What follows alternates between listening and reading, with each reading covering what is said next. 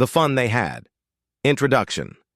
Imagine a future where books are no longer printed on paper, and schools are completely different from what we know today. This story by Isaac Asimov takes us into such a world where Margie and Tommy, two kids, discover an old book and learn about schools from centuries ago. Through their eyes, we see a fascinating contrast between the past and the future of education. Let's dive into this thought-provoking tale. Before starting, let me tell you why. Audiobooks are the best way to enjoy stories. They save time, let you relax, and make learning fun.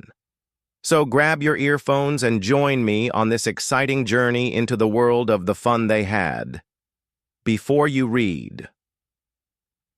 The story we shall read is set in the future, when books and schools, as we now know them, will perhaps not exist. How will children study then? The diagram below may give you some ideas. Learning through computers. Virtual classroom moving e-text schools of the future.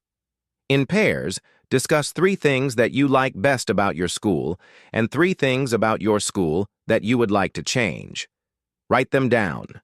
Have you ever read words on a television or computer screen? Can you imagine a time when all books will be on computers and there will be no books printed on paper? Would you like such books better? 1. Margie even wrote about it that night in her diary.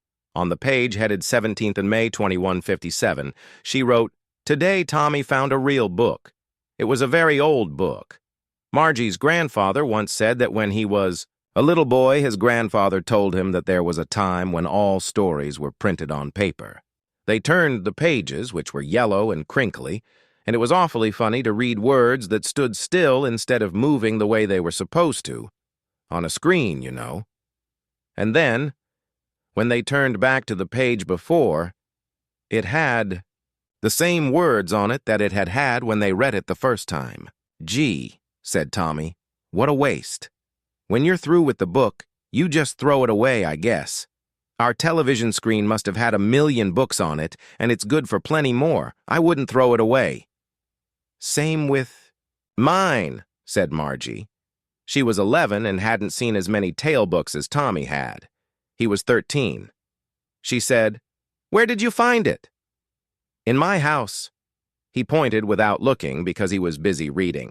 "In the attic." "What's it about?" "School." 3. Margie was scornful. "School? What's there to write about school? I hate school." Margie always hated school, but now she hated it more than ever. The mechanical teacher had been giving her test after geography test, and she had been doing worse and worse until her mother had shaken her head sorrowfully and sent for the county inspector. He was a round little man with a red face and a whole box of tools with dials and wires. He smiled at Margie and gave her an apple, then took the teacher apart. Margie had hoped he wouldn't know how to put it together again, but he knew how. All right, and after an hour or so, there it was again, large and black and ugly, with a big screen on which all the lessons were shown and the questions were asked. That wasn't so bad. The part Margie hated most was the slot where she had to put homework and test papers. She always had to write them out in a punch code.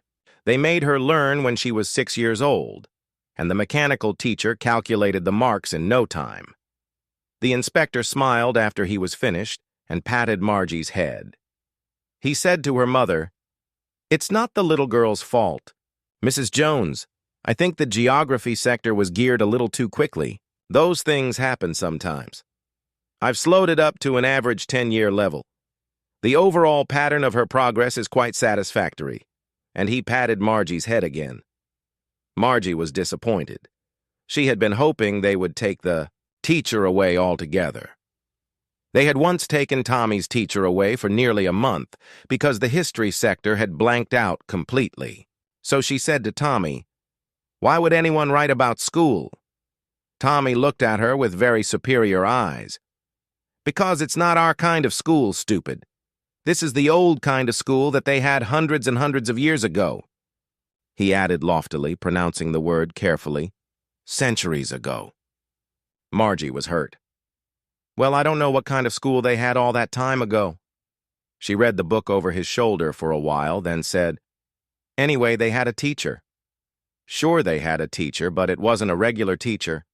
It was a man. A man? How could a man be a teacher? Well, he just told the boys and girls things and gave them homework and asked them questions. A man isn't smart enough. Sure he is. My father knows as much as my teacher. He knows almost as much, I betcha. Margie wasn't prepared to dispute that. She said, "I wouldn't want a strange man in my house to teach me." Tommy screamed with laughter.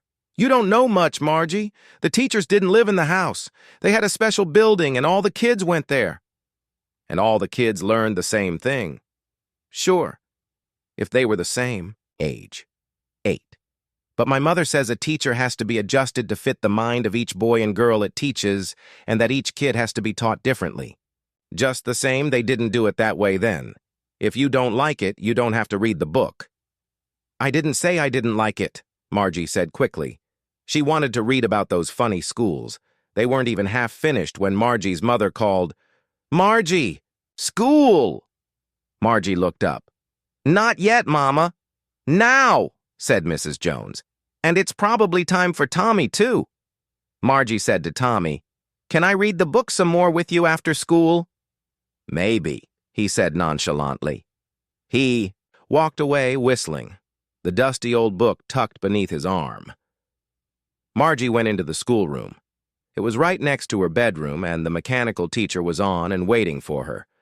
It was always on at the same time every day except Saturday and Sunday, because her mother said little girls learned better if they learned at regular hours. The screen was lit up, and it said, "Today's arithmetic lesson is on the addition of proper fractions. Please insert yesterday's homework in the proper slot." Margie did so with a sigh. She was thinking about the old schools they had when her grandfather's grandfather was a little boy. All the kids from the whole neighborhood came, laughing and shouting in the schoolyard, sitting together in the schoolroom, going home together at the end of the day. They learned the same things so they could help one another with the homework and talk about it. And the teachers were people. The mechanical teacher was flashing on the screen. When we add fractions 1, 2, and 1, 4, Margie was thinking about how the kids must have loved it in the old days. She was thinking about the fun they had. Thank you for listening. If you enjoyed this audiobook and want to hear more stories, don't forget to subscribe to our channel. And if you like this one, give it